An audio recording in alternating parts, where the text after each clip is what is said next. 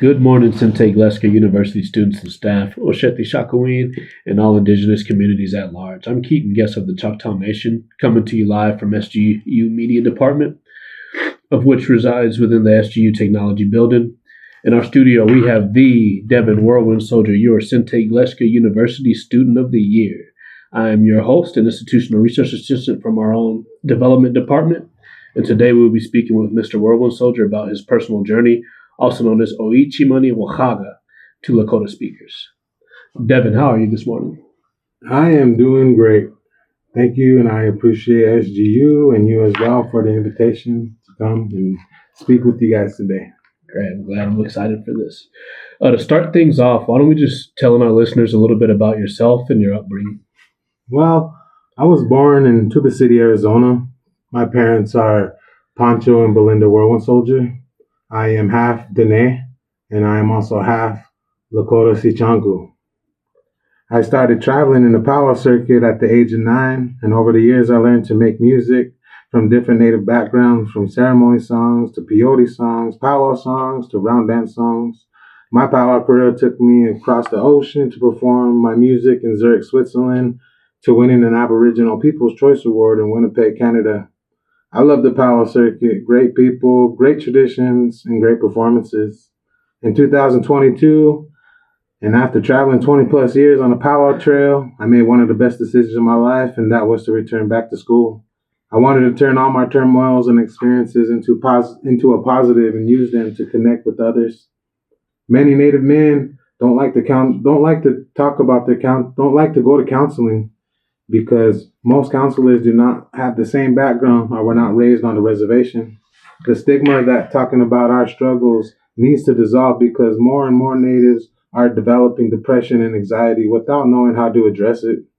I believe if there are more male counselors in our community, more native boys and men will find comfort in trying to find counseling.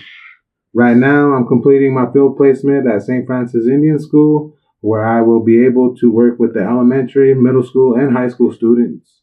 If we as a community can help fight depression and anxiety at a young age, we may be able to see a brighter future for our reservation. I love that. How do you overcome most of your personal hurdles?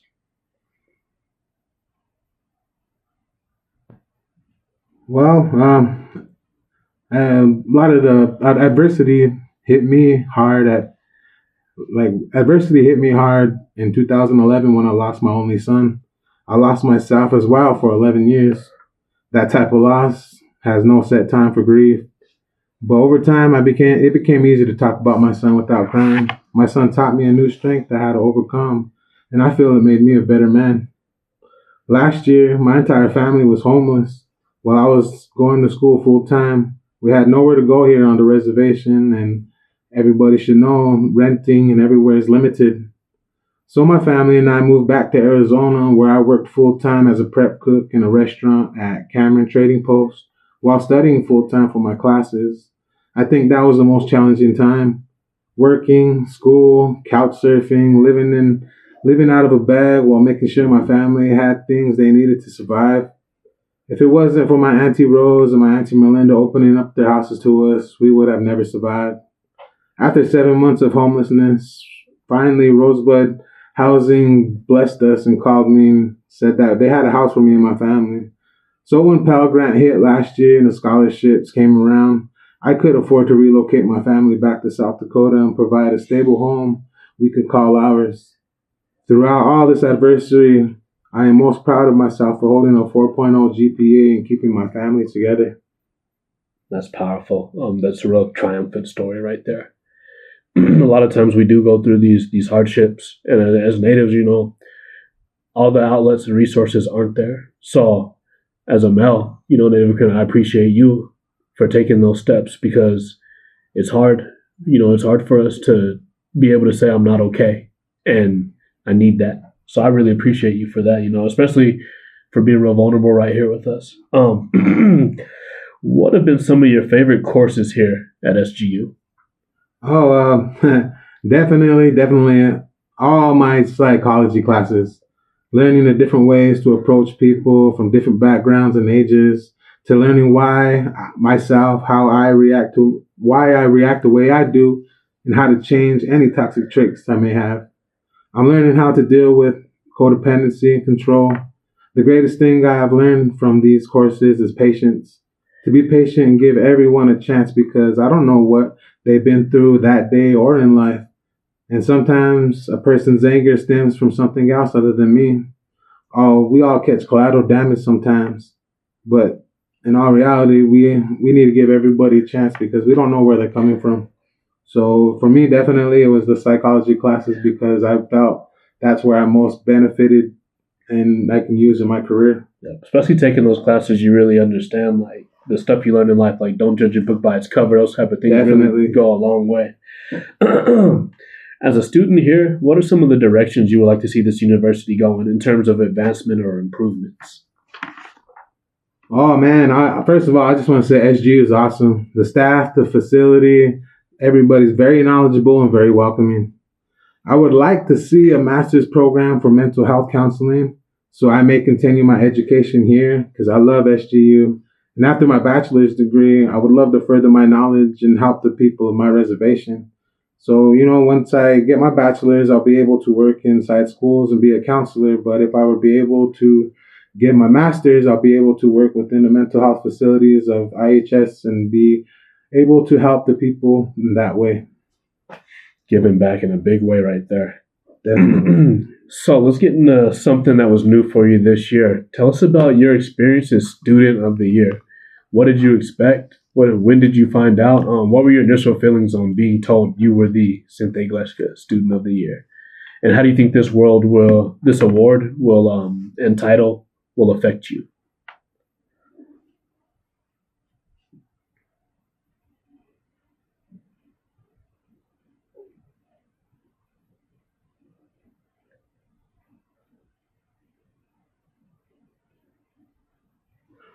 I was shocked. I had no words. I thought it was a mistake. Actually, Midas gave me a call and he was like, "Hey, congratulations! You made Student of the Year." And I literally had no words. I was in shock. I literally had to ask him, "Are you sure? Are you sure, Devin Whirlwind Soldier?" And he's like, "Yeah, you made it." And I was just surprised. Like literally for the whole week, I was sitting there waiting for that call. Like, "Oh, I'm sorry, you were just a finalist, and we chose another person."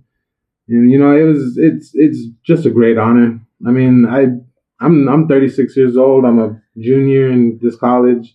I never expected to reach any kind of level at this magnitude. So it's definitely a great honor. It shows that my hard work is paying off. I try to challenge myself to keep a 4.0 throughout my career here. And I had great teachers and the staff. Everybody was very, very welcoming. They made me feel like it was a big deal, and it was. Like I said, to me, it was just a shock because I never believed I could even try to reach that goal.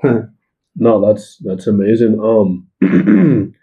No, I know the feeling. When you don't expect to win something, and then all of a sudden you get that surprising call because like in your head, there's so many other people that are applying for this. So to see you win this, not only win it, but you have with this award, when I saw you at AHEC, you exemplify what a Student of the Year is. You have that aura around you, and I appreciate that, man. And it's great.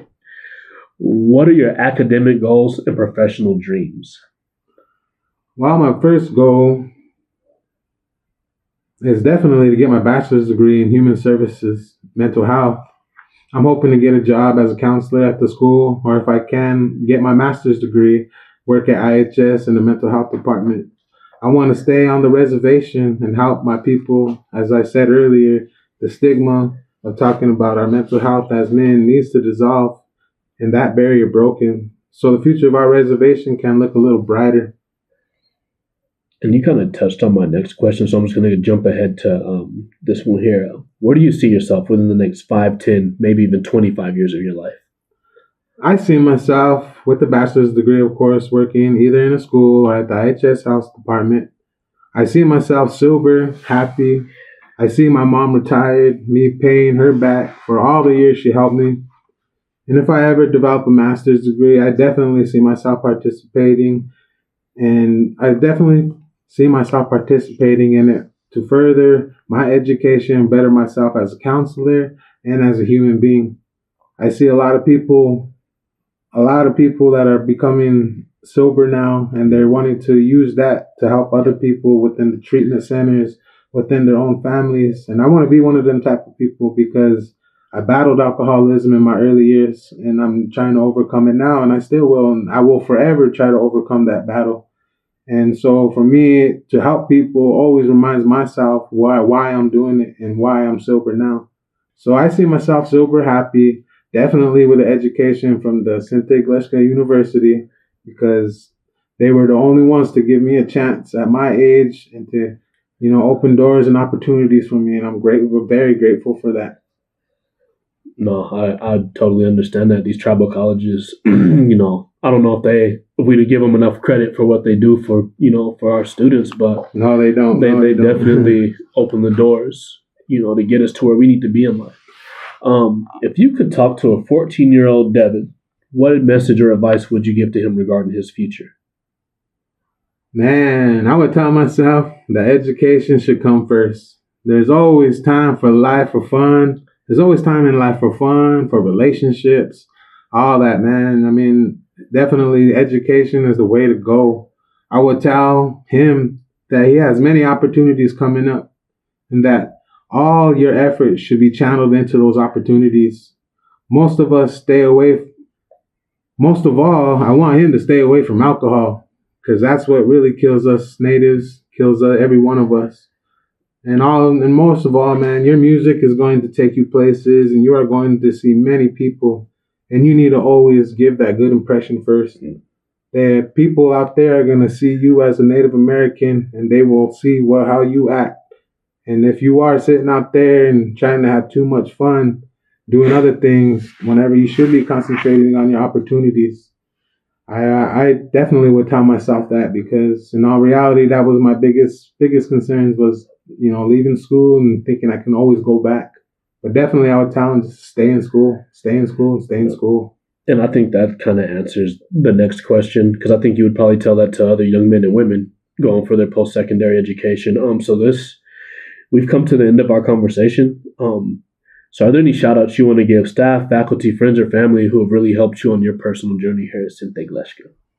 Wow, man, there's definitely a big list. But the main ones that been with me since the beginning, I would love to give shout-outs to Midas Gunhammer, Cheryl Whirlwind Soldier, Leslie Shortbull, Deanne Oliver, Summer Zephyr, my advisor Liz Cornelli, Julia Cahill, Dwayne Stentrum, Ann Kretschy, and definitely our president, Erica Moore.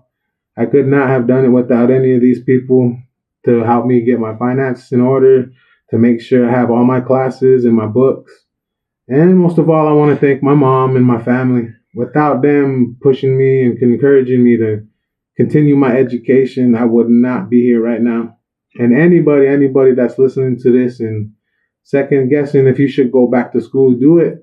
I promise you it'll be worth it. I am 36 years old, and I haven't been to school in over 12 years, and I decided in 2022 to come back. And it's been the best decision of my life. Don't ever think that it's too late. There's always a second chance if you really want to do it. I'm proof. If someone like me can do it, any of you can do it, because I'm just a normal guy. I'm nothing more than that. So if I can, I encourage every one of you, and that's the same way with all my friends and my family. Anybody listening to this right now, if you feel like you should give it a chance, do it. Right now is the chance, and I promise you will thank yourself later on down the line. Well, thank you, Devin. Personally, I want to thank you, Devin, just for giving us your time and energy today. We wish you nothing but the best success in all your future endeavors. You're a vital asset to this higher learning institution and to our student body. I look forward to working with you in the future, so please don't hesitate to say hello or reach out to us. It's been an honor to meet you today, and I definitely will be doing that. Thank you so much. I appreciate you for coming. Oh.